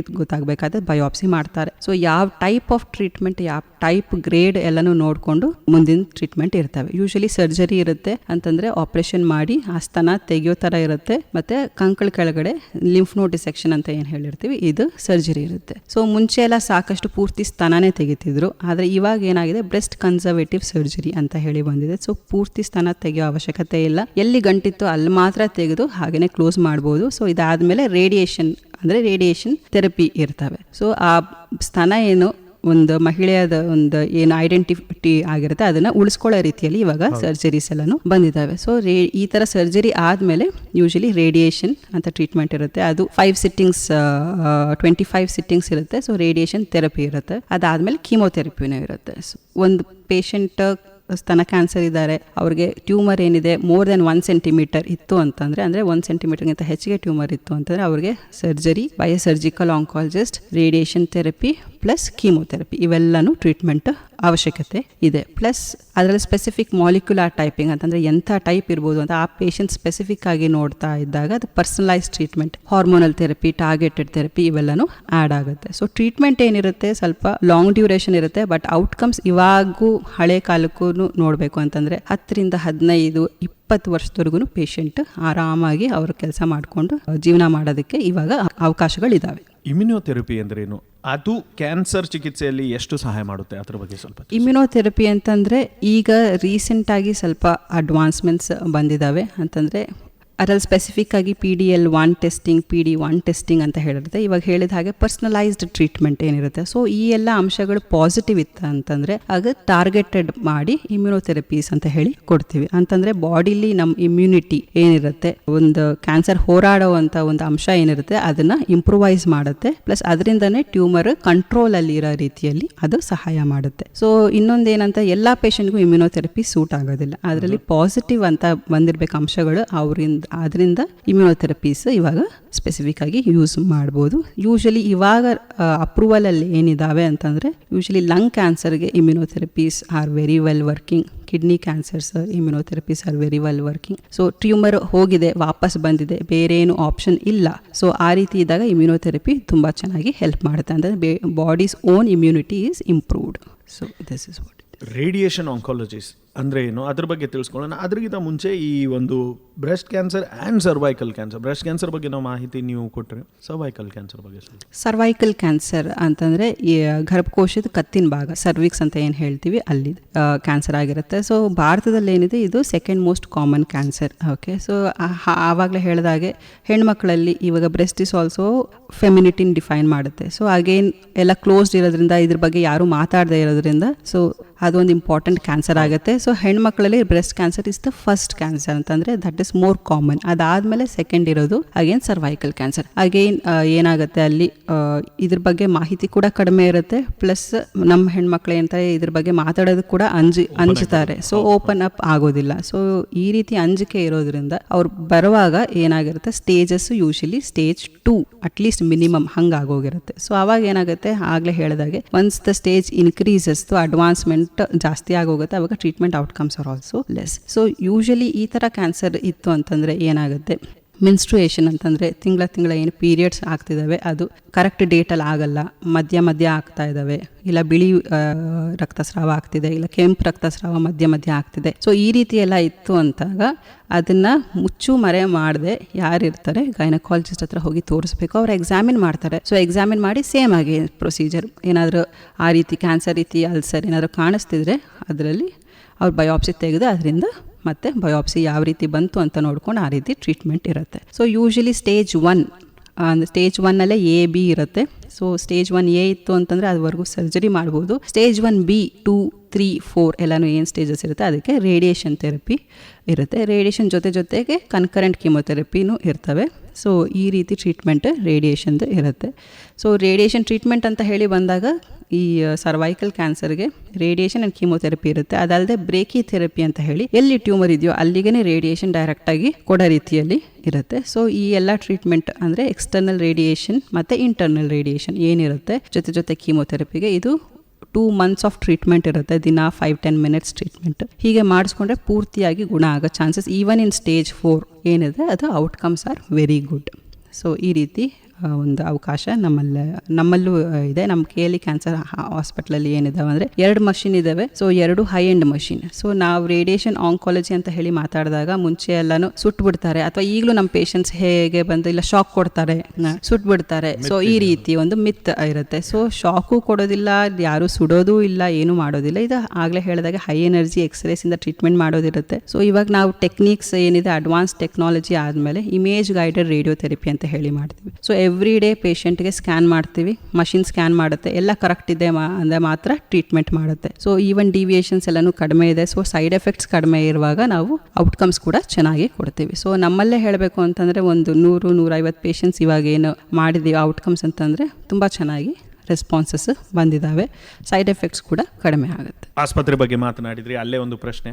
KLE ಕ್ಯಾನ್ಸರ್ ಆಸ್ಪತ್ರೆಯಲ್ಲಿರೋ state of the art infrastructure with respect to in general cancer ಏನೆಲ್ಲ ಇದೆ, ಟೆಕ್ನಾಲಜಿ, ಅದ್ರ ಬಗ್ಗೆ ಸ್ವಲ್ಪ ತಿಳಿಸ್ಬೋದಾ? ಸೊ ಸ್ಟಾರ್ಟಿಂಗಿಂದ ಹೇಳಬೇಕು ಅಂತಂದರೆ ಎವ್ರಿಥಿಂಗ್ ಸ್ಕ್ರೀನಿಂಗ್ ಅಂತಂದರೆ ಇದೆಯಾ ಇಲ್ವಾ, ಇವಾಗ ಯಾರಿಗೂ ಏನು ತೊಂದರೆ ಇಲ್ಲ ಹೆಂಗಸರಿಗೆ ಯೂಶಲಿ. ಸೊ ಅಂಥವ್ರು ಬಂದು ಸ್ಕ್ರೀನಿಂಗ್ ಅಂತ ಹೇಳಿ ಮಾಡ್ಕೊಳ್ಳೋದು, ಮ್ಯಾಮೋಗ್ರಾಮ್. ಸೊ ಡಯಾಗ್ನೋಸ್ಟಿಕ್ಕಿಂದ ಹಿಡಿದು ಟ್ರೀಟ್ಮೆಂಟ್ವರೆಗೂ ಮತ್ತು ಪೇಲಿಯೇಟಿವ್ ಕೇರ್ವರೆಗೂ ಇದೆ. ಸೊ ಡಯಾಗ್ನೋಸ್ಟಿಕಲಿ ಮ್ಯಾಮೋಗ್ರಾಮ್ ಫೆಸಿಲಿಟೀಸ್ ಇದ್ದಾವೆ, ಸ್ಕ್ರೀನಿಂಗಲ್ಲಿ ಪ್ಯಾಪ್ಸ್ಮಿಯರ್ ಫೆಸಿಲಿಟೀಸ್ ಇದ್ದಾವೆ. ಸರ್ಜಿಕಲ್ ಆಂಕಾಲಜಿ ಅಂತಂದರೆ ಇವಾಗ ನಾವು ಜನರಲ್ ಸರ್ಜರಿ, ರುಟೀನ್ ಸರ್ಜರೀಸಿಂದ ರೋಬೋಟಿಕ್ ಸರ್ಜರಿವರೆಗೂ ಬಂದಿದ್ದೀವಿ. ಅಂದರೆ ರೋಬೋಟಿಕ್ ಮಷಿನ್, ನಮ್ಮದು SSI ಮಂತ್ರ ಅಂತ ಹೇಳಿ ರೋಬೋಟಿಕ್ ಸರ್ಜಿಕಲ್ ಯೂನಿಟ್ ಇದೆ. ಸೊ ಅಲ್ಲಿಂದ ಸ್ಪೆಸಿಫಿಕ್ ಆಗಿ ಅಂದರೆ ಒಂದು ಸರ್ಜರಿ ಇವತ್ತು ಮಾಡ್ತು ಅಂತಂದರೆ ನಾಳಿದ್ರೆ ಅಂದರೆ within 2 days of post op care patient ಆರಾಮಾಗಿ ಎದ್ದು ಓಡಾಡೋ ರೀತಿಯಲ್ಲಿ.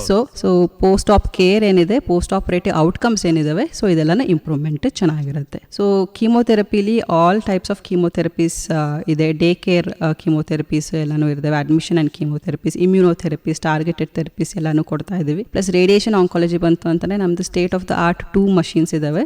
ಲೀನಿಯರ್ ಆಕ್ಸಲರೇಟರ್ಸ್ ಅಂತ ಏನು ಹೇಳ್ತೀವಿ, ಒಂದು ಟ್ರೂ ಬೀಮ್ ಹೈಪರ್ ಆರ್ಕ್ ಅಂತ ಹೇಳಿ, ಇನ್ನೊಂದು ಹ್ಯಾಲ್ಸಿಯಾನ್ ಅಂತ ಹೇಳಿ. So generally 100 patients are always treated every day on the machines. So average of 100 patients. So ಈ ಎವ್ರಿ ಡೇ ಪೇಷಂಟ್ಸ್ ಟ್ರೀಟ್ ಮಾಡಬೇಕಂದ್ರೆ treatment has to be accurate plus ಅದು ಫಾಸ್ಟ್ ಆಗೋದು treatment ಇರಬೇಕಾಗತ್ತೆ. ಸೊ ಈ ಎಲ್ಲ ಟ್ರೀಟ್ಮೆಂಟು ಇದರಲ್ಲಿ ಆಗುತ್ತೆ. ನಮ್ಮದು ಸ್ಪೆಸಿಫಿಕ್ ಆಗಿ ಏನಿದೆ ಅಂತಂದರೆ ಸ್ಟೀರಿಯೋಟ್ಯಾಕ್ಟಿಕ್ ರೇಡಿಯೇಷನ್ ಅಂತ ಹೇಳಿ ಬ್ರೈನ್ ಟ್ಯೂಮರ್ಸ್ಗೆ ಮಾಡೋದು, stereotactic body radiotherapy small liver ಟ್ಯೂಮರ್ಸ್ಗೆ. So very high dose but then treatment is in 5 days. So ಈ ಎಲ್ಲ ಒಂದು high technique or advance technique treatments ಏನಿದಾವೆ ಅದೆಲ್ಲನೂ ಪಾಸಿಬಲ್ ಇದೆ ಇನ್ ಇದರಲ್ಲಿ. ಪ್ಲಸ್ ಮಕ್ಕಳ ಕ್ಯಾನ್ಸರ್ ಅಂತ ಬಂತು ಅಂತಂದರೆ ಬೋನ್ ಮ್ಯಾರೋ ಟ್ರಾನ್ಸ್ಪ್ಲಾಂಟ್ ಅಂತ ಹೇಳಿ 4 to 5 ಕೇಸಸ್ ಸಕ್ಸಸ್ಫುಲಿ ಆಗಿದ್ದಾವೆ. ಸೊ ಜಸ್ಟ್ ಮಷೀನ್ಸ್ ಇದೆ ಅಥವಾ ಅಡ್ವಾನ್ಸ್ ಟೆಕ್ನಿಕ್ಸ್ ಇದೆ ಅಂತ ಅಲ್ಲ, we are also giving good outcomes. Palliative care ಬಗ್ಗೆ ಸ್ವಲ್ಪ ತಿಳಿಬಹುದು. What is palliative care, end of life, ಅದು ಏನು ಅಂತ? ಓಕೆ, ಸೊ ಇದುವರೆಗೂ ಜಸ್ಟ್ ನಾವು ಟ್ರೀಟ್ಮೆಂಟ್ ಏನಿರುತ್ತೆ ಅಂತ ಹೇಳಿ ಮಾತಾಡಿದ್ವಿ. ಮೆನಿ ಟೈಮ್ಸ್ ಏನಾಗುತ್ತೆ, ಟ್ರೀಟ್ಮೆಂಟ್ ಎಲ್ಲ ಮುಗಿದಿರುತ್ತೆ, ಕಾಯಿಲೆ ವಾಪಸ್ ಬಂದಿರುತ್ತೆ ಅಥವಾ ಕಾಯಿಲೆ ಪ್ರೋಗ್ರೆಸ್ ಆಗ್ತಾ ಇರುತ್ತೆ. ಸೊ ಇಂಥ ಟೈಮಲ್ಲಿ ಜನರಲ್ ಆಗಿ ಪೇಷಂಟ್ ಮನೆ ಕರ್ಕೊಂಡು ಹೋಗ್ಬಿಟ್ಟು ಇನ್ನೇನು ಮಾಡೋಕ್ಕಾಗಲ್ಲ. ಬಟ್ ಪೇಷಂಟ್ ಮನೇಲಿ ಏನು ಮಾಡಬಹುದು, ಸೊ ಇದನ್ನು ನಾವು ಪೇಷಂಟ್ಗೆ ಹೇಳ್ಕೊಡ್ಬೋದು. ಅಥವಾ ಪೇಯ್ನ್ ಮ್ಯಾನೇಜ್ಮೆಂಟ್. ಸೊ ಜನರಲಿ ಮುಂಚೆ ಎಲ್ಲ ಏನಿತ್ತು ಪೇಲಿಯೇಟಿವ್ ಕೇರ್ ಅಂತಂದರೆ ಜಸ್ಟ್ ಪೇಯ್ನ್ ಮ್ಯಾನೇಜ್ಮೆಂಟ್, ನೋವಿತ್ತು ಅಂತಂದರೆ ಮಾರ್ಫಿನ್ ಶುರು ಮಾಡಿರಿ, ಆ ರೀತಿ ಎಲ್ಲನೂ ಇರ್ತಿತ್ತು. ಈಗ ಏನಂತ ಎಂಡ್ ಆಫ್ ಲೈಫ್ ಕೇರ್, ಯಾವ ರೀತಿ ಪೇಷಂಟ್ ಕೇರ್ ಗಿವರ್ಸ್ ಅಂತಂದರೆ ಯಾರು ಪೇಷಂಟ್ನ ನೋಡ್ಕೊಳ್ತಾ ಇರ್ತಾರೋ ಅವ್ರಿಗೆ ನಾವು ಟ್ರೈನ್ ಮಾಡ್ಬೋದು. ಯಾವ ರೀತಿ ನೋಡ್ಕೊಳ್ಬೇಕು, ಯಾವ ರೀತಿ ಪೇಯ್ನ್ ಮೆಡಿಕೇಶನ್ಸ್ ಎಲ್ಲ ಕಂಟಿನ್ಯೂಸ್ ಆಗಿ ಕೊಡಬೇಕು. ಸೊ ಈ ರೀತಿಯಲ್ಲಿ ಎಂಡ್ ಆಫ್ ಲೈಫ್ ಕೇರ್ ಅಂತ ಹೇಳಿ ಅವ್ರಿಗೆ ಹೇಳ್ಕೊಡುತ್ತೇವೆ. ಪೇಯ್ನ್ ಮ್ಯಾನೇಜ್ಮೆಂಟ್ ಜನರಲಿ ಏನಾಗುತ್ತೆ, ಒಂದು ಕಡೆಯಿಂದ ಇನ್ನೊಂದು ಕಡೆ ಜಾಸ್ತಿ ಹರಡಿದೆ ಅಂತಂದರೆ ಮೆಟಾಸ್ಟೆಟಿಕ್ ಡಿಸೀಸ್ ಅಂದರೆ ಏನು ಅಂತ. ಸೊ ಒಂದು ಕಾಯಿಲೆ ಒಂದು ಜಾಗದಿಂದ ಇನ್ನೊಂದು ಕಡೆ ಹರಡಿದೆ ಅಂತಂದರೆ ಅದು ಮೆಟಾಸ್ಟೆಟಿಕ್ ಸ್ಟೇಜ್ 4 ಡಿಸೀಸ್ ಆಗುತ್ತೆ. ಸೊ ಅಂಥ ಟೈಮಲ್ಲಿ first line chemo, second line chemo ಎಲ್ಲನೂ ಕೊಟ್ಟರು ಇನ್ನೂ ಏನು ಕಡಿಮೆ ಆಗ್ತಿಲ್ಲ, ಡಿಸೀಸ್ ಪ್ರೋಗ್ರೆಸ್ ಆಗ್ತಿದೆ ಅಂತಂದರೆ ಆವಾಗ ಪೇಯ್ನ್ ಮ್ಯಾನೇಜ್ಮೆಂಟ್. ಪ್ಲಸ್ ಇವಾಗ ಏನಾದ್ರು ಬ್ಲೀಡಿಂಗ್ ಆಗ್ತಿದೆ ಕಂಟಿನ್ಯೂಸ್, ಅದನ್ನ ಹೇಗೆ ಮ್ಯಾನೇಜ್ ಮಾಡೋದು, ಇಲ್ಲ ಜಾಸ್ತಿ ಕಾಫ್ ಇದೆ ಅದನ್ನ ಹೇಗೆ ಮ್ಯಾನೇಜ್ ಮಾಡೋದು, ಬ್ರೆತ್ಲೆಸ್ನೆಸ್ ಅಂದರೆ ಉಸಿರಾಡಕ್ಕೆ ಜಾಸ್ತಿ ತ್ರಾಸಿದೆ ಅದನ್ನ ಹೇಗೆ ಮ್ಯಾನೇಜ್ ಮಾಡೋದು. ಸೊ ಈ ಎಲ್ಲ ಸಿಂಪ್ಟಮ್ ಮ್ಯಾನೇಜ್ಮೆಂಟ್ ಏನಿರುತ್ತೆ ಅದು ಪೇಲಿಯೇಟಿವ್ ಕೇರ್ ಒಳಗೆ ಬರುತ್ತೆ. ಸೊ ಜನರಲ್ ಆಗಿ ಎಲ್ಲ ಡಾಕ್ಟರ್ಸು ಟ್ರೀಟ್ಮೆಂಟಲ್ಲಿ ಬ್ಯುಸಿ ಇರೋದ್ರಿಂದ ಈ ಎಲ್ಲಾನು ಅಂಶಕ್ಕೆ ಟೈಮ್ ಕೊಡೋದು ಸ್ವಲ್ಪ ಕಷ್ಟ ಆಗುತ್ತೆ. ಸೊ ಬಟ್ ಈ ಎಲ್ಲ ಅಂಶ ಒಟ್ಟಿಗೆ ಸೇರಿದ್ರೆ ಮಾತ್ರ ಅವಾಗ ಕ್ವಾಲಿಟಿ ಆಫ್ ಲೈಫ್ ಅಂತ ಏನು ಹೇಳ್ತೀವಿ ಅದನ್ನ ನಾವು ಪೇಷಂಟ್ಗೆ ಕೊಡೋಕ್ಕಾಗುತ್ತೆ. ಜನರಲ್ ಆಗಿ ಟ್ರೀಟ್ಮೆಂಟ್ ಇರೋವರೆಗೂ ಹಾಸ್ಪಿಟಲ್ಗೆ ಬರ್ತಾರೆ, ಅದಾದ್ಮೇಲೆ ಏನು ಮಾಡಬೇಕು ಅಂತ ಹೇಳಿ ಗೊತ್ತಿರಲ್ಲ. ಸೊ ಅದಾದ್ಮೇಲೆ ಏನು ಮಾಡಬಹುದು ಅಂತ ಈ ಪೇಲಿಯೇಟಿವ್ ಕೇರ್ ಅಲ್ಲಿ ಹೇಳ್ಕೊಡ್ತೇವೆ. ಸೊ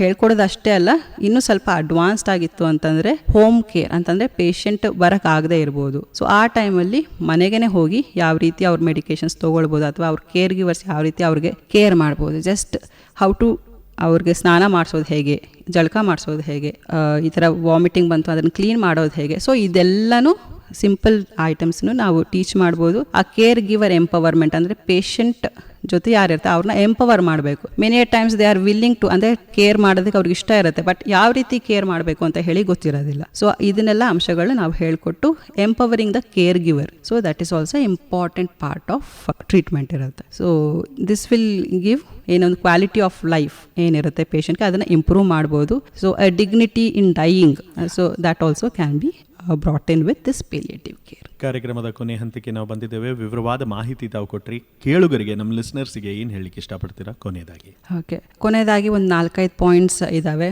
ಮೊದಲನೇದಾಗಿ ಹೆದರದೆ ಏನೇ ಇತ್ತು ಅಂದರೆ ರುಟೀನಾಗಿಂತ ಏನೋ ಬೇರೆ ನಡೀತಾ ಇದೆ ಅಂತಂದರೆ ಅದನ್ನು ವೈದ್ಯರವರೆಗೂ ತರಬೇಕಾಗಿ ಕೋರ್ಕೊಳ್ತೀನಿ. ಪ್ಲಸ್ ಒಂದು ಸತಿ ಏನಾದರೂ ಬಯೋಪ್ಸಿ ಅವ್ರ ಕಡೆಯಿಂದ ಅಡ್ವೈಸ್ ಮಾಡ್ತು ಅಂತಂದರೆ ಏನಾದರೂ ಟೆಸ್ಟ್ಸ್ ಅದನ್ನು ಭಯ ಪಡದೆ ಮಾಡಿಸ್ಕೊಳ್ಬೇಕು. ಸೊ ಎಲ್ಲ ಟೈಮಲ್ಲೂ ಇವಾಗ ಒಂದು ಗಂಟಿದೆ ಅಂತ 90% ಆಫ್ ದ ಟೈಮ್ ಅಂತಂದರೆ 90% ಆಫ್ ದ ಟೈಮ್ ಅದು ಕ್ಯಾನ್ಸರ್ ಆಗಿರೋಕ್ಕೆ ಸಾಧ್ಯನೇ ಇಲ್ಲ. ಓನ್ಲಿ 10% ಆಫ್ ದ ಟೈಮ್ ಮಾತ್ರ ಕ್ಯಾನ್ಸರ್ ಆಗಿರೋಕ್ಕೆ ಸಾಧ್ಯ. ಸೊ ನಾವೆಷ್ಟು ಟೈಮ್ ದೂಡ್ತೀವೋ ಅಷ್ಟು ಟೈಮ್ ನಮಗೆ ವೇಸ್ಟ್ ಆಗ್ತಾ ಇರುತ್ತೆ. ಸೊ ಹೆಣ್ಮಕ್ಳು ಸ್ಪೆಸಿಫಿಕಲ್ಲಿ ಏನಿರುತ್ತೆ, ಏನು ಮುಚ್ಚುಮರೆ ಇಲ್ಲದೆ ಇದನ್ನೆಲ್ಲನೂ ಓಪನ್ ಫೋರಮಲ್ಲಿ ಮಾತಾಡಬೇಕಾಗಿ ಅಥವಾ ಮಾಹಿತಿ ಇಲ್ಲ ಅಂತಂದರೆ ಮಾಹಿತಿ ತಿಳ್ಕೊಳ್ಬೇಕು, ಕರೆಕ್ಟ್ ಮಾಹಿತಿ ತಿಳ್ಕೊಳ್ಬೇಕಾಗಿ ಅದೊಂದು ಕೋರ್ಕೊಳ್ತೀನಿ. ಸೊ ಟ್ರೀಟ್ಮೆಂಟ್ ಏನಿರುತ್ತೆ ಸ್ಪೆಸಿಫಿಕ್ ಆಗಿ ಯಾರು ಆಂಕಾಲಜಿಸ್ಟ್ ಇರ್ತಾರೋ ಅವ್ರ ಅಂಡರ್ ತೊಗೊಂಡ್ರೆ ಕರೆಕ್ಟ್ ಟ್ರೀಟ್ಮೆಂಟ್, ಕರೆಕ್ಟ್ ಮಾಹಿತಿ ಎಲ್ಲನೂ ಗೊತ್ತಾಗುತ್ತೆ, ಔಟ್ಕಮ್ಸ್ನು ಚೆನ್ನಾಗಿರುತ್ತೆ. ಸೊ ಜನರಲ್ ಆಗಿ ಏನಾಗುತ್ತೆ, ನಾವು ಬೇರೆ ಕಡೆ ಎಲ್ಲೋ ಟ್ರೀಟ್ಮೆಂಟ್ ಮಾಡ್ಕೊಂಡಿರ್ತಾರೆ, ಸೊ ಇಲ್ಲಿ ಬರೋ ಅಷ್ಟರಲ್ಲಿ ಅಡ್ವಾನ್ಸ್ಡ್ ಆಗಿರುತ್ತೆ, ಸೊ ಮಾಹಿತಿಗಳು ಇರೋದಿಲ್ಲ. ಸೊ ಈ ರೀತಿ ಎಲ್ಲನೂ ಆವಾಗ ರುಟೀನ್ಗಿಂತ ಬೇರೆ ರೀತಿಯೇ ಟ್ರೀಟ್ಮೆಂಟ್ ಮಾಡಬೇಕಾಗತ್ತೆ. ಸೊ ಈ ಎಲ್ಲ ಗೊಂದಲಗಳು ಪೇಷಂಟಲ್ಲೂ ಇರುತ್ತೆ, ನಮ್ಮಲ್ಲೂ ಇರುತ್ತೆ. ಸೊ ಹೆದರ್ಕೊಳ್ಳದೆ ಏನಿದೆ ಅದನ್ನು ವೈದ್ಯರವ್ರಿಗೂ ತರಬೇಕಾಗುತ್ತೆ. ಆಮೇಲೆ ಟ್ರೀಟ್ಮೆಂಟ್ ಏನಿರುತ್ತೆ ಅದು ಹೇಳಿದ ರೀತಿಯಲ್ಲಿ ಪೂರ್ತಿಯಾಗಿ ಕಂಪ್ಲೀಟ್ ಮಾಡಬೇಕಾಗತ್ತೆ, ಆವಾಗಲೇ ಔಟ್ಕಮ್ಸ್ ಕೂಡ ಚೆನ್ನಾಗಿ ಬರೋದು. ಕೊನೆಯದಾಗಿ ನಮ್ಮ ಕ್ಯಾನ್ಸರ್ ಆಸ್ಪತ್ರೆಯಲ್ಲಿ ಏನಿದ್ದಾವೆ ಆಗಲೇ ಹೇಳಿದಾಗೆ, so state of the art facilities ಇದ್ದಾವೆ. ಸ್ಟಾರ್ಟಿಂಗ್ ಫ್ರಮ್ ಸ್ಕ್ರೀನಿಂಗ್ ಮ್ಯಾಮೋಗ್ರಾಮಿಂದ ಹಿಡಿದು ಮಷೀನ್ಸಿಂದ ಹಿಡಿದು ರೋಬೋಟಿಕ್ಸಿಂದ ಹಿಡಿದು ಇಮ್ಯುನೋಥೆರಪಿಯಿಂದ ಹಿಡಿದು BMT ಇಂದ ಹಿಡಿದು so even palliative care and end of life support ಕೂಡ ಪೂರ್ತಿಯಾಗಿ ಎಲ್ಲ ಇದೆ. ಕಾಂಪ್ರಿಹೆನ್ಸಿವ್ ಕ್ಯಾನ್ಸರ್ ಕೇರ್ ಅಂತ ಏನು ಹೇಳ್ತೀವಿ, ಸೊ ಈ ಎಲ್ಲ ಫೆಸಿಲಿಟೀಸ್ ಇದೆ. ಸೊ ಯಾರು ಮಾಹಿತಿ ತಿಳ್ಕೊಳ್ಬೇಕು ಅಂತಂದರೆ ವೆಬ್ಸೈಟಿಗೆ ಹೋಗ್ಬೋದು, ಪ್ಲಸ್ ನಮ್ಮಲ್ಲೂ ಡೈರೆಕ್ಟಾಗಿ ಬಂದು ಮಾಹಿತಿ ತಿಳ್ಕೊಳ್ಬೋದು. ಹೆದರಿಕೆ ಬೇಡ, ಇದನ್ನು ಇನ್ಫಾರ್ಮೇಷನ್ ಚೆನ್ನಾಗಿ ಕರೆಕ್ಟ್ ಇನ್ಫಾರ್ಮೇಷನ್ ತೊಗೊಳ್ರಿ ಅಂತ ಹೇಳ್ತೀನಿ.